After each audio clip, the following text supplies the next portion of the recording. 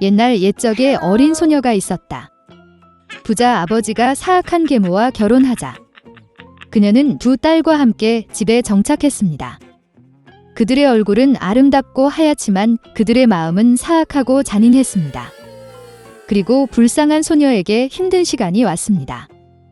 아침부터 저녁 늦게까지 그들은 물을 나르고 스토브를 데우고 음식을 요리하고 설거지를 하고 빨래를 하는 등 더러운 일을 하도록 강요했습니다.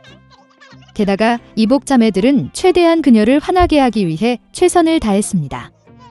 그들은 그녀를 조롱하고 완두콩과 밀을 재에 부었고 그녀는 앉아서 그들을 골라했습니다. 저녁에 일에 지쳤을 때 그녀는 침대가 아닌 스토브 옆바닥에서 자야 했습니다. 그리고 그녀는 항상 재에 먼지, 더러움 속에 있었기 때문에 그녀의 자매들은 그녀를 신데렐라라고 불렀습니다. 그러나 어느 날 왕은 3일 동안 계속되는 잔치를 시작하고 그의 아들이 신부를 선택할 수 있도록 그 나라의 모든 아름다운 소녀들을 잔치에 불렀습니다. 2명의 지명된 자매가 그들도 잔치에 올 수 있다는 것을 알았을 때 그들은 즉시 옷을 입고 정리하기 시작했습니다. 신데렐라도 춤추고 싶었지만 새엄마는 드레스도 신발도 없고 더러워서 그녀를 놓아주지 않았습니다. 그리고 사악한 계모는 재에 밀 한 그릇을 부어 신데렐라가 2시간 안에 그것을 모으면 언니들과 함께 갈 수 있다고 말했습니다. 신데렐라는 정원으로 나가서 울었다. 그리고 나서 2마리의 흰 비둘기가 날아와 다른 새 무리가 뒤를 이었습니다. 그들은 재를 휩쓸고 쪼개기 시작했고 그래서 그들은 그릇에 있는 모든 곡물을 선택했습니다. 1시간도 채 안 되어 일을 마치고 모두가 돌아왔습니다. 신데렐라는 계모에게 그릇을 가져와서 잔치에 갈 수 있다고 생각하면서 기뻐하기 시작했습니다. 그러나 그녀의 계모는 어쨌든 그녀를 들여보내지 않을 것입니다.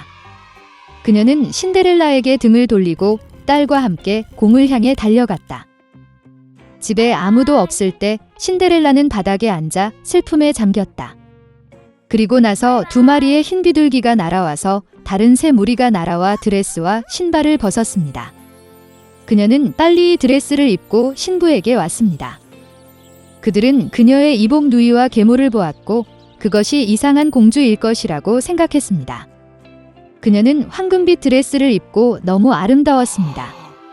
그들이 신데렐라라는 사실은 결코 생각하지 못했습니다. 왕자는 그녀를 만나러 나와 그녀의 손을 잡고 춤을 추기 시작했습니다.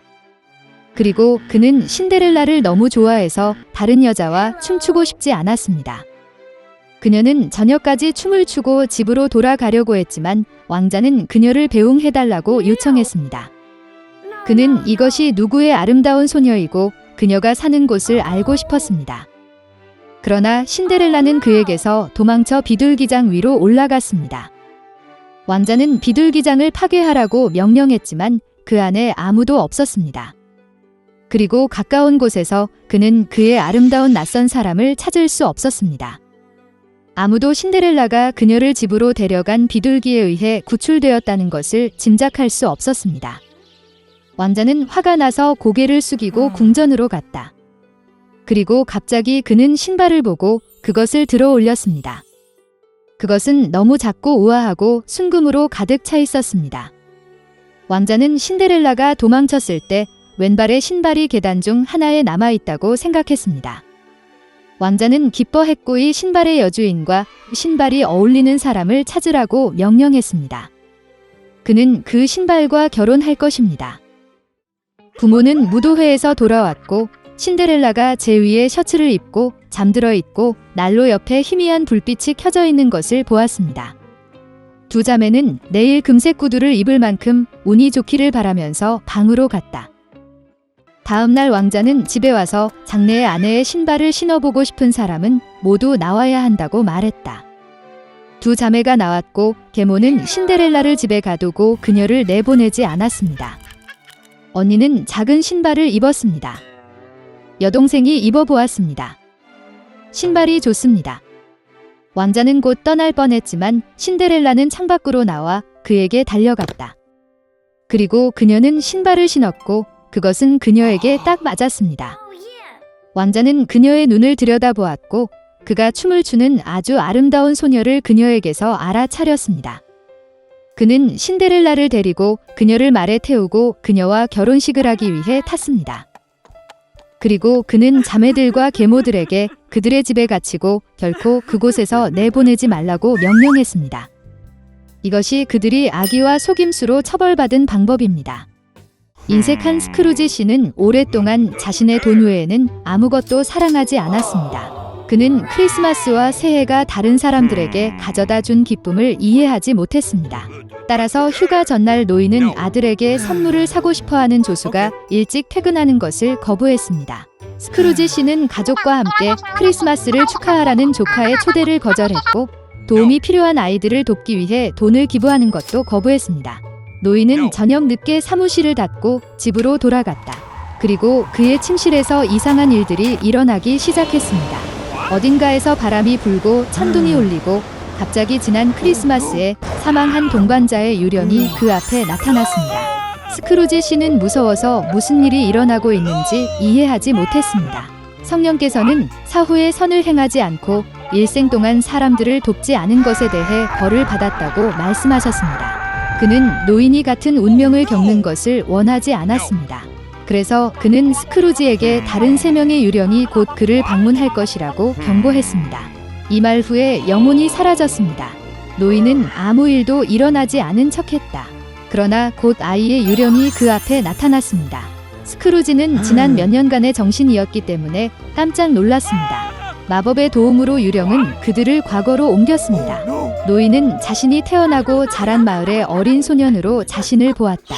그는 크리스마스 트리를 장식하고 있었고 많은 재미를 보았습니다. 그런 다음 스크루지 씨는 기쁨과 희망으로 가득 찬 자신의 사랑하는 사람에게 청혼하던 날 젊었을 때 자신을 보았습니다. 그 후 노인은 자신이 성숙해지는 것을 보았다. 그의 아내는 울고 있었고 그녀가 그와 헤어지기로 결정했는지 이해할 수 없었습니다.